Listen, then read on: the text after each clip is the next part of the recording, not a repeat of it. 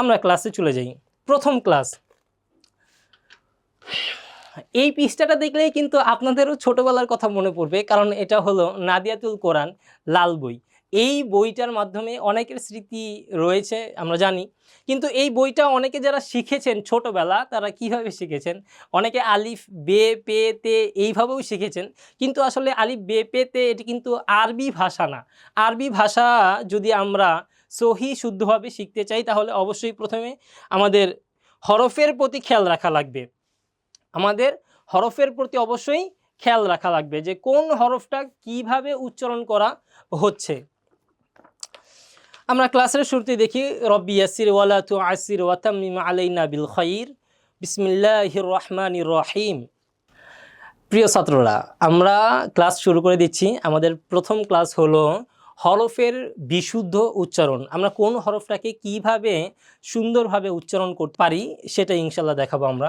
আলিফ, এটা হলো আলিফ।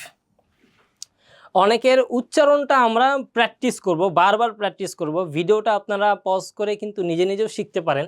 আলিফ, আমি উচ্চারণের সবগুলি উচ্চারণের বাংলাটা দেখিয়ে দিচ্ছি। যদিও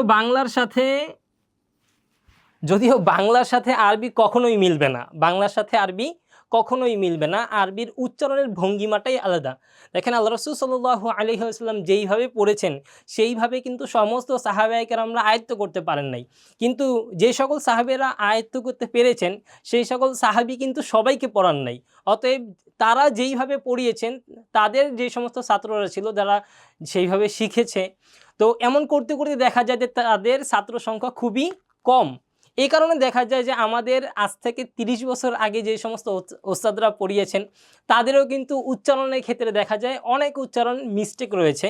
আমরা ভুল বলবো না, অনেক উচ্চারণ মিস্টেক রয়েছে। সেই ক্ষেত্রে বর্তমান যেহেতু আধুনিক জামানায় যদি আধুনিকভাবে ডিজিটাল পদ্ধতির মাধ্যমে আপনার সন্তানকে কায়দা আমপারা কোরআনুল কারীম না শেখান তাহলে সে অনেকটা পিছিয়ে থাকবে।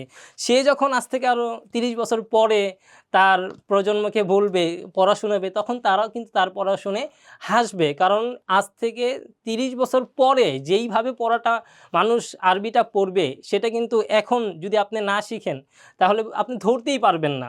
যেরকমভাবে আমরা আমাদের ৩০ বছর আগে যারা পড়েছে তাদের পড়ার মধ্যে অনেক মিস্টেক দেখি, অনেক অশুদ্ধ দেখি।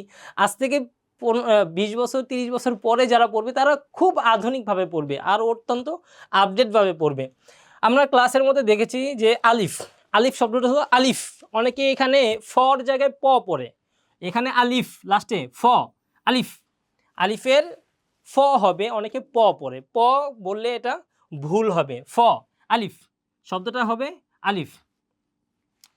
তারপর বা, আমরা প্রথমে একটু টেনে টেনে পড়ি নিজেদের মস্ক করার জন্য, নিজেদের মধ্যে হরফগুলি আনার জন্য। প্রথমেই চালু পড়ার দরকার নেই, প্রথমে আমরা একটু স্লোলি পড়ব, এর পরবর্তীতে আপনি তাড়াতাড়ি পড়তে পারবেন ইনশাআল্লাহ। বা, বা আমার ক্লাসে যেহেতু অধিকাংশ ছোট ছাত্ররা থাকবে এই জন্য আমি বেশিরভাগই তুমি করে বলবো, আপনারা কেউ মাইন্ডে নেবেন না যারা বড়রা আছেন ক্লাসগুলি করবেন। বা, তাহলে উচ্চারণ করো বা, আমার সাথে সাথে যদি বলো তাহলে এটা আরও স্পষ্ট হয়ে যাবে। বা, বা, তা, সা, এই যে আলিফ, বা, তা, সা, এই সার ক্ষেত্রে জিহ্বা বের হবে। অনেকে যদি এখন সাটাকে ছ দিয়ে লেখে সা, তাহলে বাংলা লেখলে আরবির উচ্চারণ হয় না। অনেকে যদি সা বলে তাহলেও বাংলা লেখলে আরবির উচ্চারণটা হয় না। এটার জন্য মুখের একটা বিশেষত্ব রয়েছে। আল্লাহ রাসূল সাল্লাল্লাহু আলাইহি ওয়াসাল্লাম কীভাবে পড়েছেন, আরবরা কীভাবে উচ্চারণগুলি করে সেগুলি তো আমরা দেখিনি। আমরা না দেখলে কি করব? আমাদের ওস্তাদরা যারা আছে, আমাদের ওস্তাদরা কীভাবে পড়তেছে, আমাদের শিক্ষকরা কীভাবে টিচিং দিচ্ছেন, তাদের মুখের দিকে মাঝে মাঝে খেয়াল করব। যে সমস্ত উচ্চারণ আমরা বইতে পাবো না, শুধু বইয়ের দ্বারা কিন্তু ইলমে দ্বীন হাসিল হয় না। অতএব এই উচ্চারণটা সা, এই সার উচ্চারণটা কখনোই ওস্তাদ ছাড়া আমরা পারবো না। সা, জিহ্বা বের হবে, সা, সা, আমার মুখের দিকে একবার খেয়াল করলেই হয়ে যাবে ইনশাআল্লাহ। জিম, এটা ইজি, জিম, জিমের হলো বরকত জ, জিমের উচ্চারণটা বরকত জ। তারপর হা, এই হাটাকে বলা হয় বড় হা। এই হা বলার সময় একটা শব্দ হবে মুখের, যেরকম আমরা ঝাল খেলে বা অন্যান্য কিছু খেলে মুখে এরকম একটা শব্দ হয়, ঠিক তেমনি হবে হা, হার উচ্চারণটা হবে হা, হা। তারপর খ, বাংলা যেরকম ক খ রয়েছে, এই খ, এই হলো সেই খ, খ। দাল, এটা হলো দাল। এটার মিনিংটা যদি আমরা দেখি তাহলে দাল আলিফ, এইখানে হবে লাম। এটা আমরা এখন বুঝবো না, আমরা আস্তে আস্তে বুঝবো। এই যে দাল, এখানে একটা টান দিয়েছি, হ্যাঁ, এর টানের একটা কি বিশেষত্ব রয়েছে। আমরা এখন যেইভাবে পড়বো মস্কটা, সেইভাবে আপনারা বারবার রিপিট করে একটু টেনে টেনে পড়াটা ধরে ধরে ধরে পড়তে পারবেন ইনশাল্লাহ। দাল, দাল, দাল। র, এটা হলো র। র বলতে, রটাকে আমরা বাংলায় যেটা দেখি, দুইটা র রয়েছে বাংলায়। বাংলায় অবশ্যই পড়েছো, একটা হলো বয় শূন্য র, আর একটা হলো ডয় শূন্য র।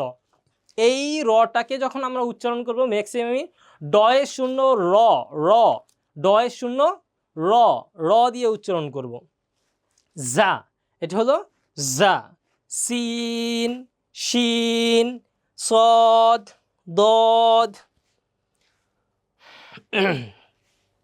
ত, ত, এটা হলো ত। ত বলার সময় একটা বাতাসের মতো বের হবে মুখে, ত, ত। জ, আইন। এই আইনটা একটু ভয়ঙ্কর। আইনটা কি অনেক ভয়ঙ্কর, কারণ আইনটা বলার সময় একেবারে কণ্ঠের মাঝখান থেকে আসে, তো একটু জোর গলায় বলা লাগে। এই জোর গলায় না বললে কিন্তু এই আইনের সঠিক উচ্চারণটা হয় না। আমরা যখন দেখি বাঘ, সিংহ, যখন ওরা একটু চেঁচামেচি করে, এরকম একটা শব্দ করে, তো সেই শব্দের মাঝখান দিয়ে কিন্তু বের হয় আইনটা, গলার মাঝখান থেকে, হলকের মাঝখান থেকে উচ্চারণ করা হয় আইন, আইন। গইন, গ, গইন, গইন, গ। গইনের উচ্চারণটা আমরা করব কি, গ, গ, এই যে গ।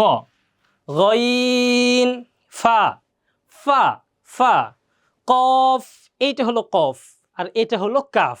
কফ আর কাফের মধ্যে একটু পার্থক্য, একটু পার্থক্য, কিন্তু আরবির মধ্যে কিন্তু যদি কেউ কফের জায়গায় কাফ পড়ে, কাফের জায়গায় কফ পড়ে, পুরা ওয়ার্ডের জন্য বাক্যটা চেঞ্জ হয়ে যাবে, এটার অর্থ চেঞ্জ হয়ে যাবে। যেমন আল্লাহ তাআলা কোরআনুল কারীমে ইরশাদ করেছেন, কুল হুয়াল্লাহু আহাদ। এই কুল শব্দের অর্থ হলো হে নবী আপনি বলুন, কুল, কফ, কুল। এখন যদি কেউ বলে কুল, কুল হুয়াল্লাহু আহাদ, বলে না, কুল হুয়াল্লাহু আহাদ, অর্থ পুরোটাই চেঞ্জ।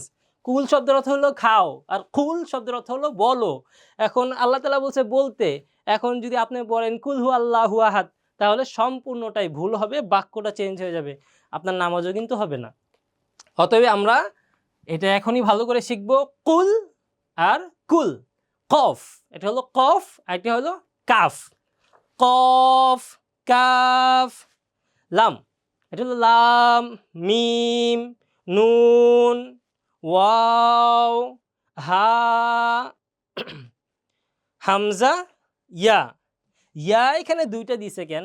ইয়া দুইটা দেওয়ার কারণ আছে, কারণ কোরআন কারিমে এই দুইটা ইয়ার ব্যবহার করা হয়েছে। হ্যাঁ, আমরা জানি যে এটা হলো ইয়ায়ে মারুফ, এই ইয়াটার নাম ইয়ায়ে মারুফ, আর এই ইয়াটার নাম হলো ইয়ায়ে মাজহুল।